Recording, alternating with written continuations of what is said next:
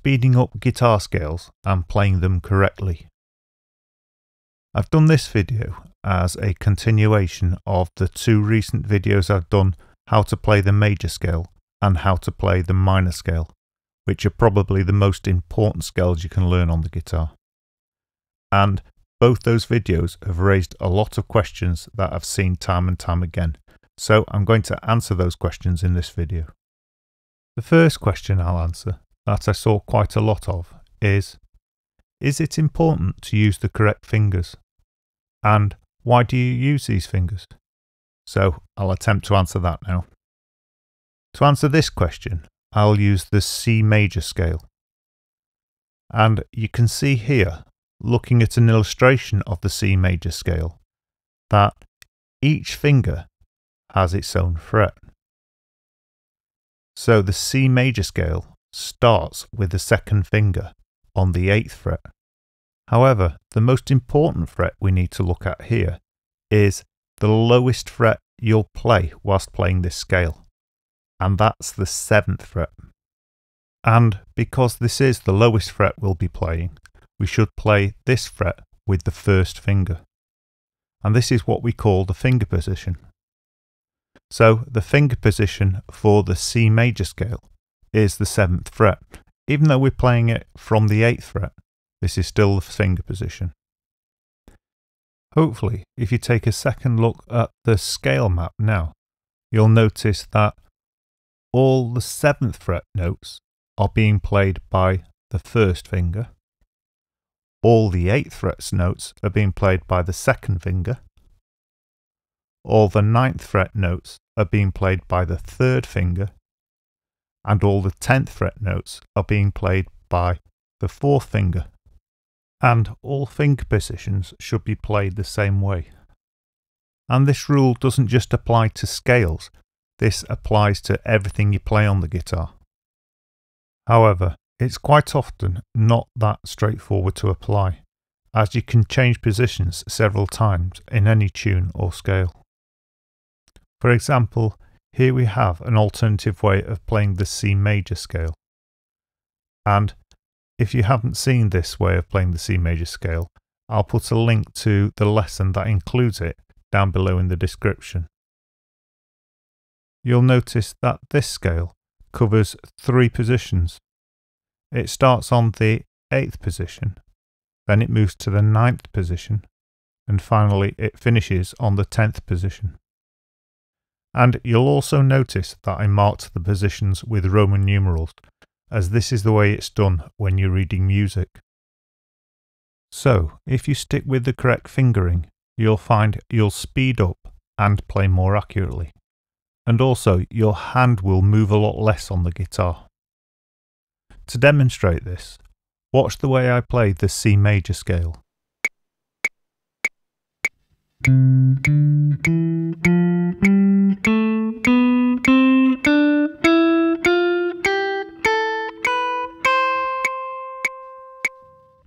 Hopefully you will have noticed there that whilst my fingers were moving, my hand didn't have to move at all. Now, if eventually you want to play the really fast stuff, like for example Yngwie Malmsteen or Steve Vai, then you really need to stick to the correct fingerings. And the reason for this is, to get to that kind of a level, your fingering becomes almost automatic and habitual.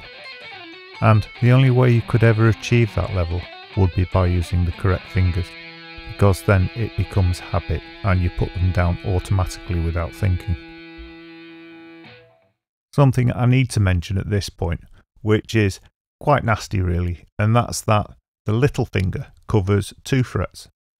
So, as an example, we've been playing the C major scale, and this scale is played in the 7th position, so that the first finger plays the 7th fret, the second finger plays the 8th fret, the third finger plays the 9th fret, however the fourth finger plays the 10th fret and the 11th fret. And unfortunately, when you first start learning the guitar, the fourth finger is usually the weakest and most uncoordinated finger. and at first it'll be the most difficult to reach with. And speaking of stretch, this leads to the next quite common question, which is, my fingers are too small, how can I reach the notes? To answer this, the first thing we'll look at is the way you're holding the guitar. Because if you hold the guitar correctly, it can really improve the reach you can get. And with the hold, the first thing we're going to look at, would you believe, is the thumb. And this is because the position of the thumb is the most important thing to consider when you're trying to achieve reach. And this is true for both scales and for chords. Now, if when you're playing your scales or chords, you're holding your thumb right round the neck of the guitar, then you're vastly reducing your reach, because this is wrong.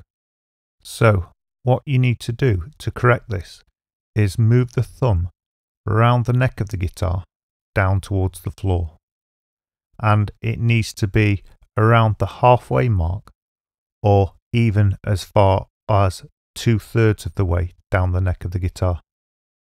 Now, I won't kid you here, if you've been practicing with your thumb around the neck, this will feel really uncomfortable and not very pleasant at all. However, it's really good to try and get used to it. Or at least, if you keep trying to practice with your thumb in a better position, you'll eventually find a place that's somewhere between the correct version and the incorrect version, where your hand will be comfortable, but your reach will be greatly improved. But hopefully, as time goes by, you'll develop the ability to move your thumb round the neck quite naturally whilst you're playing, because there will be instances where it's better to have the thumb back round the neck.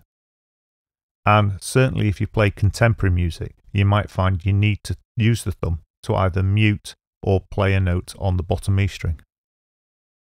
Right, here's what it looks like when I play the C major scale with the thumb in the wrong position.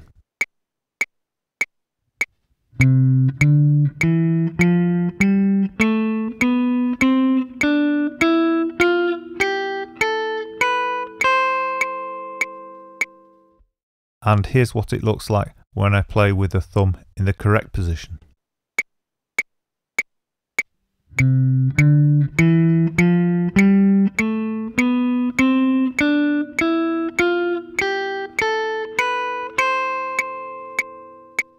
Once you've practiced this, most people who thought they had fingers that were too short will find that they're not. It was just a case of technique. But obviously, because this is YouTube, and people of all shapes and sizes will be watching this video, there will be people who have small fingers. And all I can suggest to those is get your technique as good as you can. And if this doesn't help, you might have to buy a smaller guitar. Now, once you've practiced for a while and you've got your thumb in the correct place and you're playing the correct frets with your fingers, you should be able to hold your fingers in a position where they're just above the frets you're trying to reach. And this is obviously going to be advantageous when you want to speed up the scales or play fast solos, because the closer your fingers are to the frets, the less distance they've got to move, so they should be quicker and more accurate. Another thing I'd suggest when you're trying to develop reach is to leave the fingers in place whilst you're playing the scale.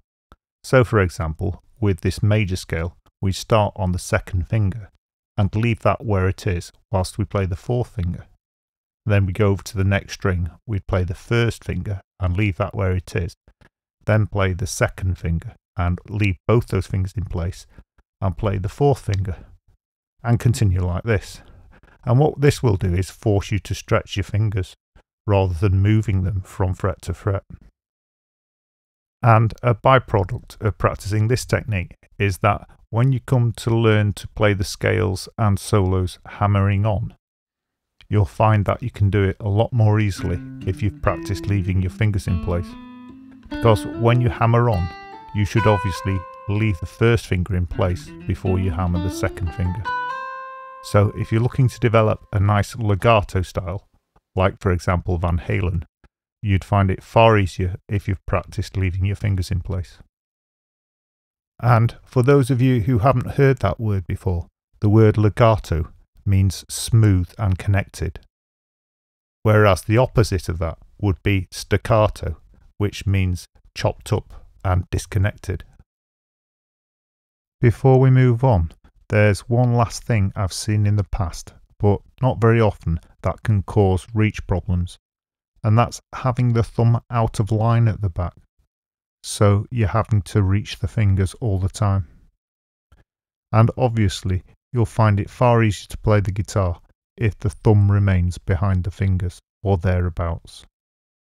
And for a really good finger exercise to help develop your abilities and your reach, learn the alternative version of the major scale and then start it at the 8th fret and then work down. So you play it on the 7th, then the 6th, then the 5th, and so on. And as you come further and further down the neck, the frets get further apart and the reach gets bigger. And again, for the best effect, keep your fingers in place. Right, let's take a look at the other hand now. The picking hand and how to use a plectrum. Now, once you've done what you can with your fingering hand, another important factor that will affect how clean and fast your scales are is obviously your picking hand. So firstly, we'll look at how you hold a plectrum. Now, I'm going to show you the textbook method here. However, I don't believe you have to stick with that. If you look at a lot of the best professional guitarists, they all seem to hold their plex slightly different. This is a good starting point from where you can develop your own style.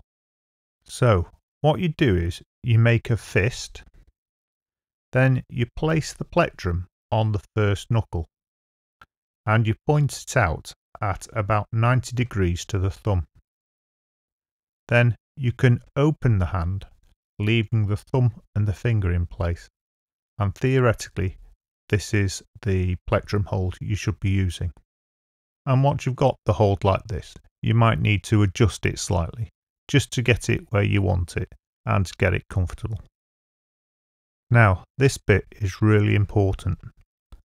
Whenever you do this, or whenever you hold the plectrum, always make sure it's the same length, and keep it fairly short to make sure you can get it the same length. And this is really important because if you practice with the plectrum long one day and then practice with the plectrum short the next day, you won't play so well. You'll be missing notes and all sorts. And if you don't realise this is the problem, you might then go back to a long plectrum and a short plectrum, and you'll be wasting a lot of practice time. So whenever you practice or play, look carefully at the plectrum and try to keep it the same length. If you're new to the guitar, something that's important to know is that there are various thicknesses and materials of plectrum. Some are very stiff and won't bend, and some are very thin and bend easily. So to start with, you might want to get a selection of different thicknesses and types of plectrum, so you can find which style you prefer.